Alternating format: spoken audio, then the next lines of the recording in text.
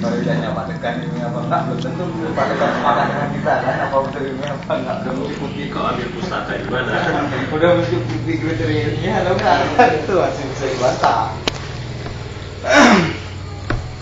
Sebelum Bang Jalil mungkin komentar karena masih bertanya-tanya apa tujuan orang ini kemarin ini kan. Nah, gue kan masih apa yang bicara orang ini, belum ngerti nih aku nih maksudnya nih kan. Aku juga mau menambahkan, mudah-mudahan bisa dipahami. Walaupun enggak, berarti ini menjadi sebuah persiapan kita untuk mematangkan ide-ide yang kami anggap itu ini penting dibicarakan pada beberapa waktu yang lalu. Jadi sebenarnya ini bermula dari apa Bang? Apa namanya? Seringnya pertemuan kami ini di samping sering kemari ini Bang, yang kita ini yang berapa orang itu kami ada forum kecil sendiri apa forum galianci main batu. Nggak ada lain, forum main batu. Kalau nggak main batu main catur. Udah jenuh main batu main catur banyak apa kayak gini kita kerja setiap hari capek berpikir, capek ngantuk, mau tidur bukan karena mikir kerjaan setumpuk di kantor, di meja, rupa capek karena pikir mana ngolah tai 6 bisa masuk. Capek udah kirim batu. Nah itulah muncul kan, jadi cerita kecil-kecilan kemarin kan berapa malam Senin kemarin ya. Nah, sebenarnya sudah lama mau membicarakan itu kan, tapi akhirnya terrealisasinya kemarin. Nah jadi ada banyak evaluasi. Masing-masing kami kemarin itu ada 5 orang. Nah, jadi masing-masing evaluasi dari pengalaman yang ada dengan segala keterbatasan. Kalau kayak saya kan 2007 saya masuk. Si Kadafi 2005, Nyakmus memang dari awal, Darman dari awal. Nah, itulah kan 2005. Nah, itulah kan. Jadi ternyata semua punya pandangan yang berbeda terhadap gerakan LSM sebagai kelompok masyarakat. Nah, ruh dari gerakan LSM itulah kemarin coba kami explore lagi. Sebenarnya apa makna dari kerja-kerja kita ini selama ini? Apa betul kita merepresentasikan perubahan sebagaimana yang diinginkan oleh kehidupan yang baik? Kehidupan yang baik itu kan kehidupan yang didambakan semua orang. Nah, sepengetahuan kami, saya lah ya, sepengetahuan saya itu yang namanya gerak LSM yang bekerja dalam gerakan sebuah perubahan itu menuju kehidupan yang lebih baik itu yang merepresentasikan apa yang diinginkan masyarakat banyak, tidak parsial, jadi universal. Terkait dengan kehidupan nyata selama ini di Melabu, kerja-kerja yang dilakukan, metode yang dilakukan, perencanaan yang dilakukan, apakah sudah menuju ke sana? Capaiannya sudah sampai ke sana. Nah, kita evaluasi selama ini. Nah, jadi idenya itu memang muncul dari sebuah pandangan tentang gerakan LSM itu seperti apa. Nah, makanya kalau kira-kira terjemahkan dalam bentuk sederhana itu ya, apa peran LSM itu ya sebagai pelaku atau inspirator sebuah perubahan. Perannya itu menurut saya. Nah, jadi kita ini kan sebagai komunitas-komunitas kecil masyarakat. Kenapa aku bilang komunitas kecil? Karena LSM itu kan hanya beberapa orang saja yang tergabung dalam. Ini kan ada kategorinya dalam implementasinya. Ya dia individu, semuanya dari mulai perencanaan sampai dengan tujuannya itu dia kerjakan secara sendiri, individual. Tidak ada yang model kolektif. Ya selama yang kita praktekkan selama ini. Kapan kita bisa kolektif?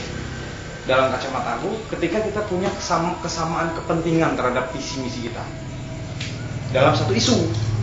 Disitulah kita bisa duduk semeja, bisa duduk sekursi dan satu meja ketika punya kesamaan kepentingan dalam visi misi masing-masing. Nah ternyata dari dua kategori jenis LSM ini tadi, yang kolektif dan individu ini, capaian-capaian yang mudah capai itu ya model yang kedua itu, kolektivitas. Kolektif. Karena apa? Masyarakat ini bagian dari kelompok yang bukan masyarakat ini bagian dari persekutuan yang saling membutuhkan. Saya tidak bisa berdiri sendiri dalam hidup ini. Begitu juga ketika kita ingin melakukan gerakan perubahan kehidupan yang lebih baik, LSM sulit melakukannya kerja sendiri-sendiri, individu.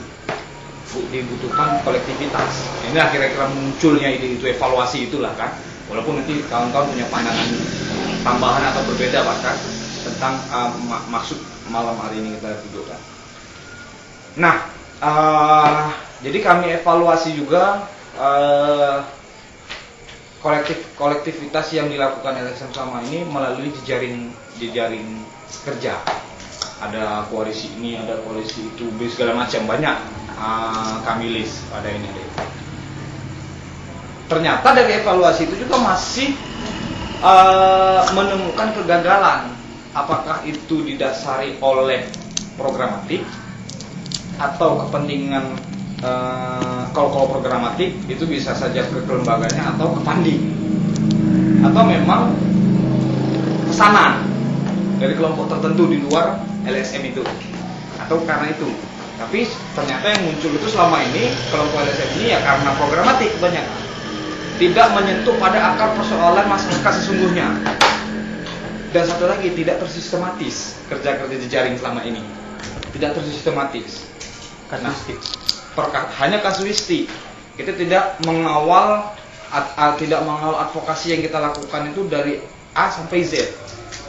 Kadang-kadang dari A berhenti di B, kadang berhenti di huruf K, nggak sampai ke Z. Jadi tidak menyeluruh. Sekalipun itu satu isu. Nah, jadi itulah kan ada evaluasi. Nah, sepertinya kita harus paling tidak harus merumuskan kembali bagaimana melakukan jejaring yang baik, karena bagaimanapun kolektivitas itu dari eksplornya awalnya ini penting, ke kelompok berjejaring ini penting. Salah satu contoh yang kami ambil selama ini dari awal saya di sini sampai dengan kawan-kawan yang lain, kolektivitas yang nampak capaiannya dalam jangka pendek, kolektivitas kita lah. Metodenya ternyata yang berbeda dari kolektivitas yang lain. Metodenya bagaimana? Kolektivitas kita yang ini, kursi hantu itu ternyata jadi bahan evaluasi kami dengan jejaring-jejaring yang lain. Ternyata dari metode kerja itu pembagian peran yang mempengaruhi capaian itu, capaian kerja kolektif. Nah, ini penting jadi evaluasi rupanya. Nah, sampailah kami ada silakan bos. Saya lanjutkan. Sampailah kami merumuskan kira-kira sistematika kerja awalnya seperti ini. Jadi idenya itu memang seperti itu kira-kira yang ingin kami bicarakan pada malam ini. Ini sebenarnya pertemuan yang kami mintakan duduk malam ini hanya membagi pengalaman kami atau meminta saran sama abang bagaimana tentang ide ini. Kalau memang kalau memang ini harus ada tindak lanjut pembicaraan seperti ini, kita akan ada agenda berikutnya untuk membicarakan hal yang lebih serius, paling tidak konsep jejaring seperti apa sebenarnya yang menurut pengalaman masing-masing, apakah kita di sini atau pengalaman orang bisa kita adopsi, bisa mengefektifkan gerakan kerja kolektif LSM yang bisa mencapai tujuan. Nah, itu ini awal sebenarnya ini awal untuk pembicaraan yang lebih serius. Belum bicara pada tataran teknis malam hari ini, belum ada format. Kita belum ada format. Ini hanya menyampaikan ide. Jadi kemarin itu memang dalam pembicaraan kami itu sudah sempat membicarakan bentuk advokasi, kemudian fokus isu advokasi yang akan dikawal dalam jejaring, kemudian sampai metodenya, apakah hanya cukup dalam perencanaan atau sampai cukup sampai di tataran implementasi, atau sampai kepada evaluasi, tutup anggaran, kita publikasikan hasil kerja advokasi ini. Yang mana? Nah, sampai ke sana kita berbicara. Tentunya semua ini kerja-kerja gerakan LSM untuk menuju sebuah perubahan kehidupan yang lebih baik itu tidak terlepas dari pengawasan kerja-kerja pemerintah. Objek yang diadvokasi itu kerja yang paling utama itu kerja-kerja pemerintah, nggak ada yang lain. Nah, walaupun nanti ada aktor lain yang mempengaruhi kehidupan masyarakat itu baik atau tidak. Kalau di Aceh Barat kan selama ini kan ada aktor lain, itu NGO. Nah, itu di samping pemerintah kan ada NGO.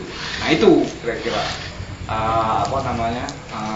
yang ingin kami sampaikan pada ini, menambahi kawan-kawan yang tadi. Mungkin yang perlu menyampaikan lanjutan, silakan. Terima kasih. Itu sudah disampaikan semua ya? Belum lah, cepat kali. Bang Jalil aja kepingin lagi dengar yang lain.